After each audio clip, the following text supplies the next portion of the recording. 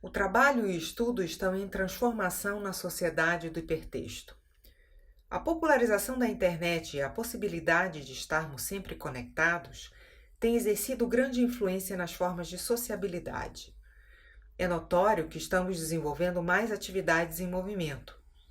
E embora tenha havido, nos últimos 30 anos, uma aparente diminuição na duração do tempo de trabalho, os brasileiros vêm tendo a percepção da sua intensificação, caracterizada pela crescente dissolução dos limites entre os tempos de trabalho e os outros tempos do cotidiano.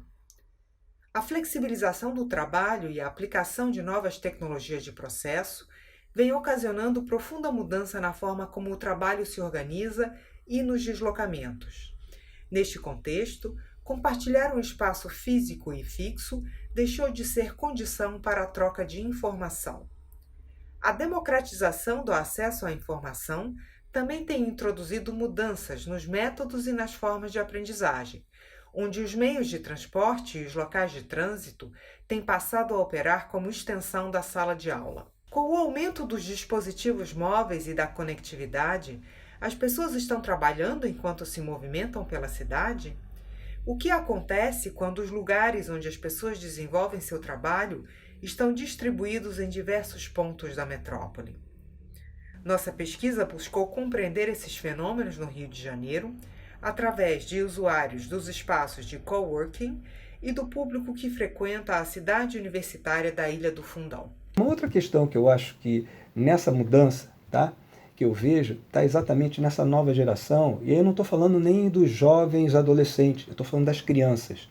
Eu vejo, por exemplo, crianças com 5 anos, 6 anos, 4 anos, dominando os computadores, dominando o laptop, dominando o tablet, dominando o celular, como eu não consigo. E eu acho que essa geração é que vai exatamente empurrar, junto com essas novas tecnologias, porque eles são os usuários das novíssimas tecnologias. Nós não somos. Nós viemos a reboque disso. E assim, a coisa do coworking, ele ainda traz uma outra vantagem, que é o seguinte: eu não preciso todo dia trabalhar no mesmo local. São novas redes e que talvez possa exatamente fechar um elo que hoje está disperso. A grande cidade hoje, ela traz uma dispersão muito grande por conta do tamanho da cidade, por conta exatamente dessa dificuldade das pessoas estarem em algum encontro.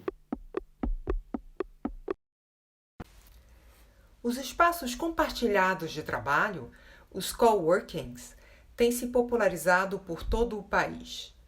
Segundo o censo Coworking Brasil, de 2015 a 2018, o número desses locais aumentou em 5 vezes, em um crescimento médio de 73% ao ano.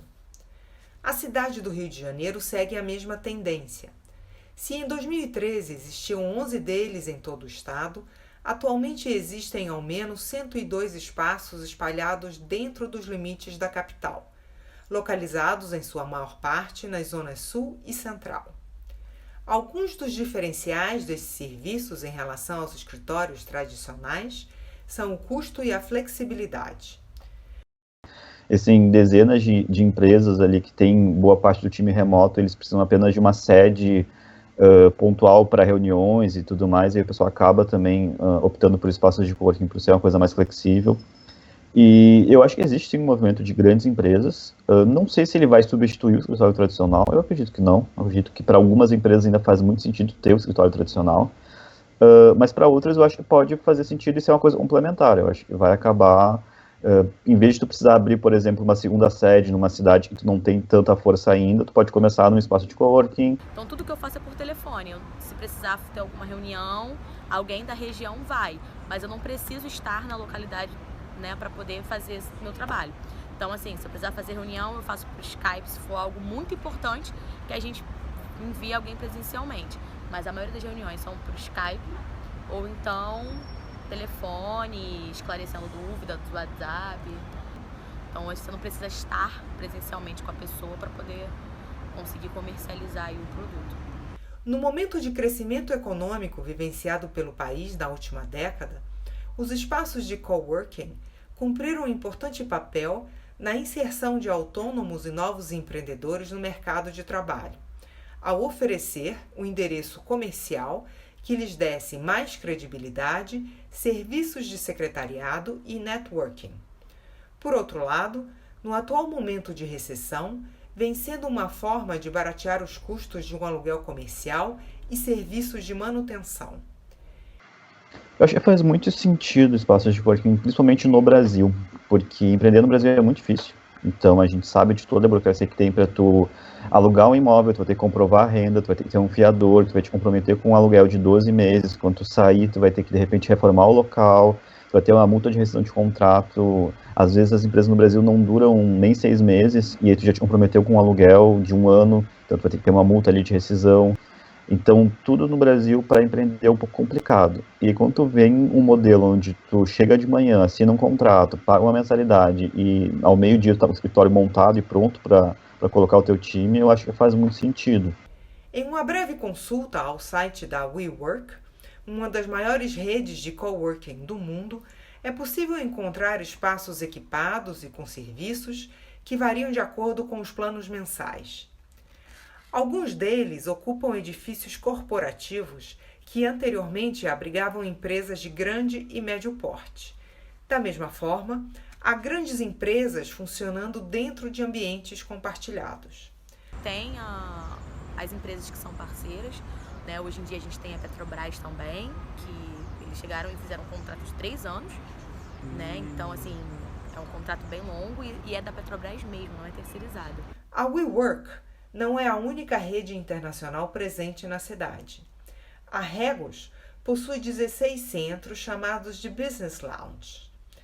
Esta rede, que também está presente em outros 12 municípios do país, oferece planos que permitem ao associado usufruir de seus espaços em outras cidades e países, facilitando a mobilidade para negócios entre cidades. Assim que você entra, você se identifica, ela consegue receber a reunião aqui, mas ela consegue trabalhar em qualquer Spaces ou Regus, né? Que são 2 empresas. De Space só tem aqui, essa daqui, mas a Regus tem espalhada pela Zona Sul, aqui pelo centro, mas eu não consigo receber visita, né? A gente só consegue receber visita aqui e eu posso receber toda a quantidade de visita que eu quiser, o tempo que eu quiser, a pessoa só não pode trabalhar junto comigo. E aí a gente pode usar Spaces e Regus. Isso em qualquer lugar do mundo, em qualquer... onde eu estiver, onde tem, eu posso frequentar. Se eu estiver viajando, precisar fazer um Spaces ou Regus, eu consigo. A crescente rotatividade nos espaços de trabalho também segue crescendo em outros ramos. O arquiteto não tem um caixa, um dinheiro para montar um negócio, por exemplo, assim, do zero, ter uma estrutura fixa. Então, o bom é ter esses espaços que você pode estar mostrando o seu trabalho, né? E, ao mesmo tempo, não ter aquela despesa fixa que tem todo mês. E é isso que você falou, posso estar em vários lugares, é isso que eu faço, né? Hoje eu estou aqui, domingo eu vou estar, sábado, domingo eu vou estar no Arpoador. Ela também vai estar, tipo, em Niterói, depois vai para não sei aonde. Sim, porque os espaços de coworking é muito menos sobre a infraestrutura que o espaço oferece, sobre a cadeira, sobre a internet, é muito pouco sobre isso e é muito sobre as pessoas que estão lá dentro, sabe? Então, quanto mais os espaços conseguem fazer com que as pessoas que estão frequentando esse local se conheçam e se tornem amigos, ou façam negócio juntos, ou apresentem uma pessoa à outra, melhor são as chances desse espaço ter sucesso no mercado e mais benefício ele está trazendo para a comunidade local dele ali. Tipo, aqui tem café da manhã, toda segunda-feira, então você consegue ter esse contato. Tem um happy hour, toda última quinta-feira do mês, amanhã vai ter, tem um happy hour, aí tem cerveja, tem comida, tem música ao vivo, DJ, e aí fica até, tipo, de 6 às 11.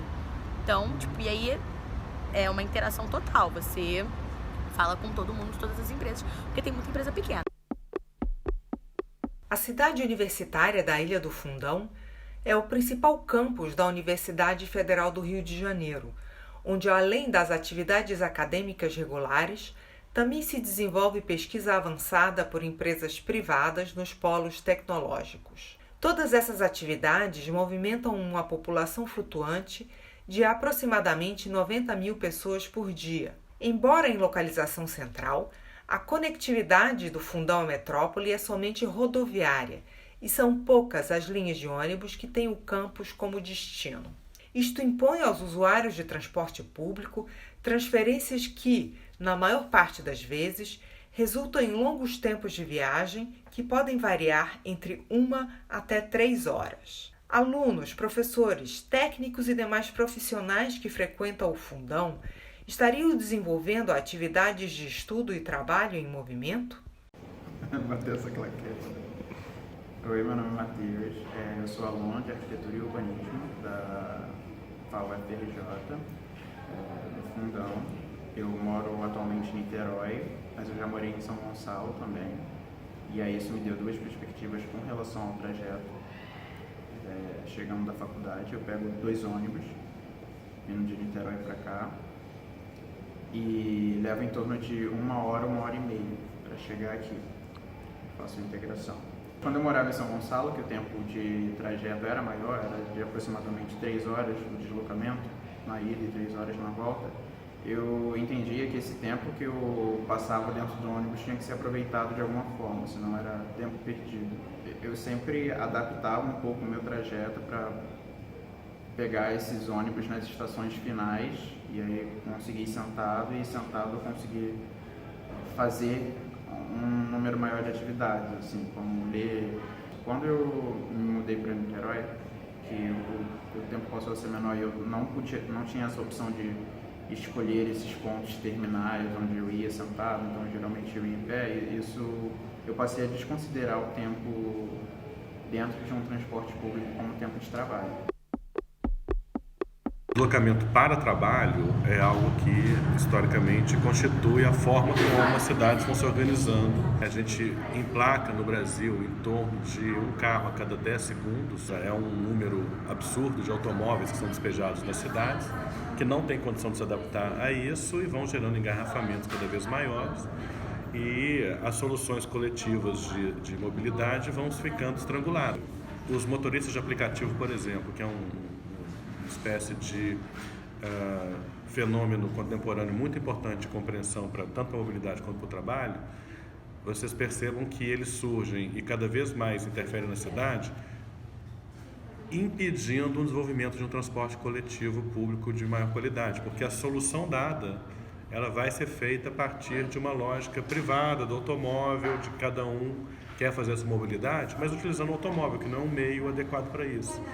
Então vocês vejam que a mobilidade ruim ela vai ser solucionada reforçando a privatização do uso dos espaços de mobilidade, tomando como suporte um desemprego estrutural. Depois que eu entrei na faculdade de arquitetura, por ser um curso integral, eu precisava de uma profissão que se encaixasse nos horários entre as aulas da faculdade. E eu costumo trabalhar muito de manhã cedo e também nos finais de semana de madrugada. Então eu consigo ver esses 2 lados opostos da cidade. A cidade noturna, das baladas, das festas, das pessoas saindo para se divertir, e a manhã da cidade, que as pessoas saindo para estudar, para trabalhar. Para você trabalhar com um aplicativo de motorista, como é que você tira o seu lucro? Você tem que ser eficiente na direção, você tem que gastar menos combustível, você tem que fazer o maior número de corridas possível no menor tempo possível para você aumentar a sua lucratividade. Então, quanto mais tempo eu fico preso no trânsito, pior para mim. A gente vê que é uma realidade e hoje em dia a gente está cada vez mais trabalhando em movimento. A gente já sai de casa falando no telefone, respondendo uma mensagem, respondendo um e-mail. As pessoas já entram no carro, não me cumprimentam, a maioria delas. Elas já entram falando no celular ou respondendo alguma mensagem. Tem pessoas que entram com o notebook já fazendo alguma coisa. E no geral, o não se deslocar para o trabalho, ou seja, você carregar o trabalho com você, não é uma opção. Quando é uma opção, tudo bem, a pessoa tem o privilégio de escolher onde ela vai trabalhar. Mas esse discurso da opção, ele é falso para os trabalhadores de forma geral, em que isso é uma imposição, ou seja, cada vez mais as pessoas carregam o trabalho no bolso. Durante cerca de 2 meses, foi feita uma pesquisa contínua de percepção dentro dos meios de transporte usados para acessar o Fundão, com o objetivo de registrar pessoas realizando algum tipo de trabalho ou estudo. O número total de registros feitos em dias úteis e nos horários do pico da manhã e do final da tarde em carro particular, trens, metrô e ônibus, sendo este último majoritário, foi de 337. Observou-se que os aparelhos celulares estão presentes em aproximadamente 65% dessas atividades e que as condições de conforto dentro do transporte público, sobretudo nos ônibus, não é um impeditivo para que uma atividade se realize. Pelo contrário, quanto mais cheio o ônibus, maior número de pessoas que proporcionalmente desempenhavam alguma atividade de estudo e leitura. Entretanto, nos casos em que as pessoas usavam suportes, tais como livros, cadernos e folhas, mais de 90% dos passageiros estavam sentados. Os usuários de suporte somaram ao todo cerca de 30% dos registros totais. É difícil não estar realizando alguma atividade de trabalho em qualquer lugar no transporte, sempre. Seja aqui mesmo do ProURB, para adiantar alguma coisa vinculada a servidores, ou até de algo externo, algum cliente externo, algo assim, de algum extra, que tem muita coisa que dá para fazer sem eu ter que me deslocar à casa da pessoa. Eu cursei Ciência da Computação na UERJ e faço Tecnologia da Informação e Computação na UF. Esse é um caminho que não tem volta.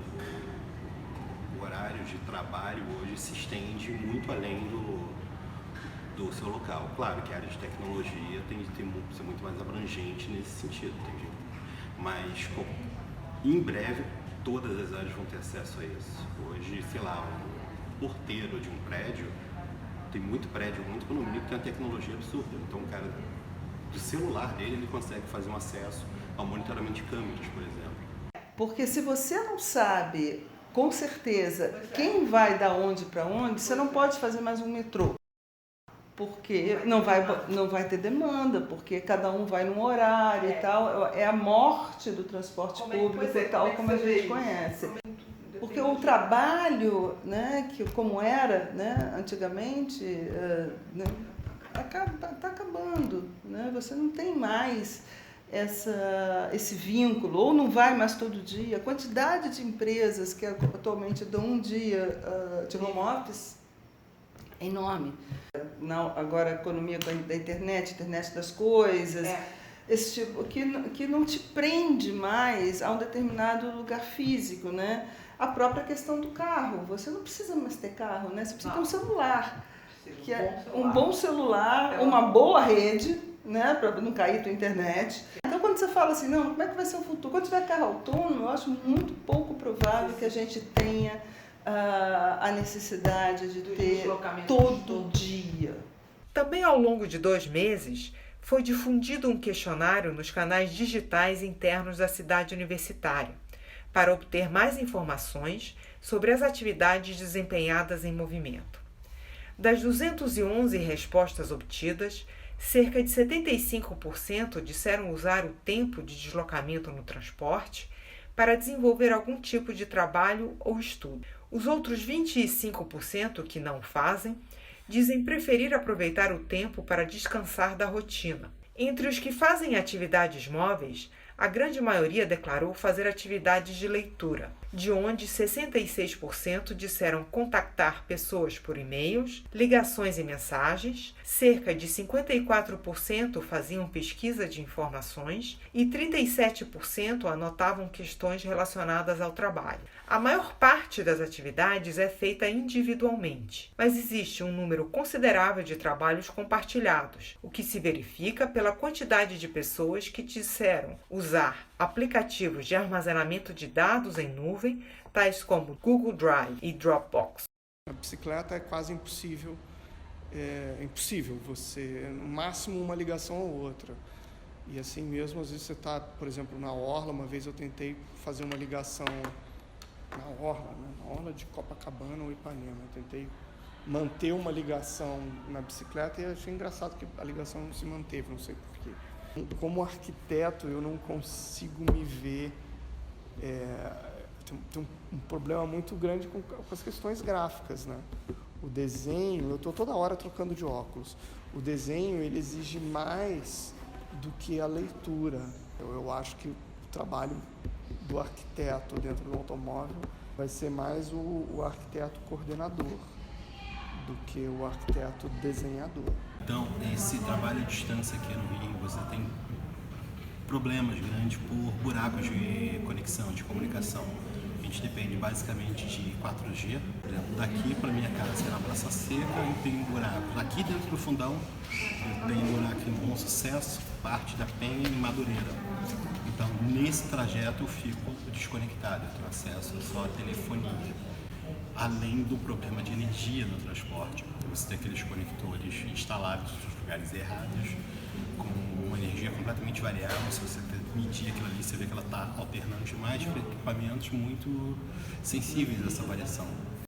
Apesar de haver contínuas interrupções de serviço e instabilidade na rede, os maiores suportes de trabalho e estudo no transporte são definitivamente os smartphones, com cada vez mais opções de aplicativos conectados a uma rede de dados com cada vez mais serviços. Com efeito, verifica-se que a intensidade das demandas de trabalho e estudo vem se sobrepondo ao desconforto e às falhas dos serviços de tecnologia. A alta concentração de locais de coworking na área central do Rio de Janeiro e o grande número de pessoas que circulam pela cidade universitária seriam indicativos de que as centralidades urbanas não serão diminuídas pelo aumento das atividades móveis, pelo contrário, serão reforçadas? Como o trabalho e o estudo em movimento vão moldar as cidades e alterar os espaços anteriormente destinados a eles? Quais tipos de microurbanidade e relações com o espaço público as atividades móveis vão estabelecer?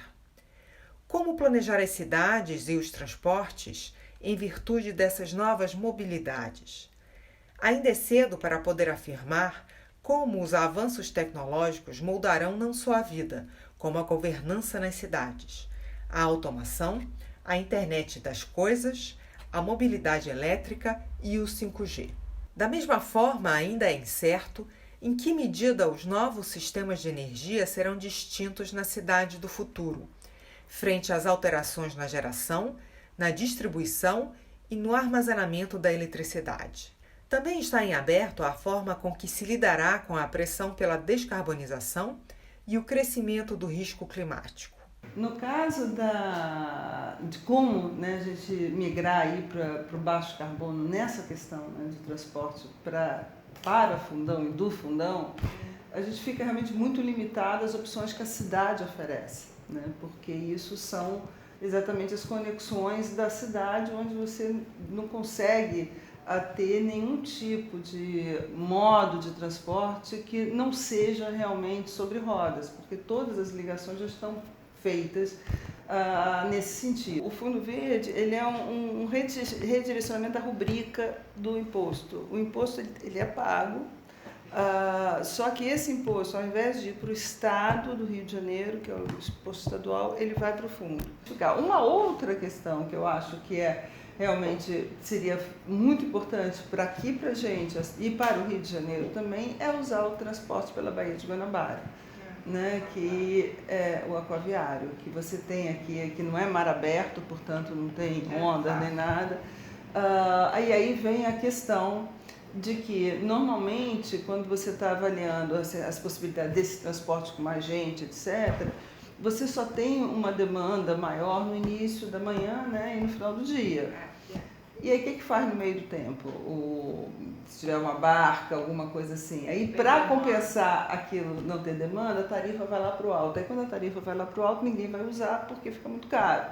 Então, uma alternativa que a gente está avaliando para aumentar essa demanda aí também, Ilha do Governador, Galeão, que aí vai aumentando, porque só o FRJ não seria suficiente. Então, essas são algumas das possibilidades que a gente vê aqui para o Fundão. Eu acho que essa tendência de futuro, do que vai acontecer no futuro, vai obrigar que as pessoas, vai quase que levar as pessoas a fazerem menos viagens ou viagens mais curtas, e com isso você não resolve do dia para a noite o problema do engarrafamento nem do congestionamento.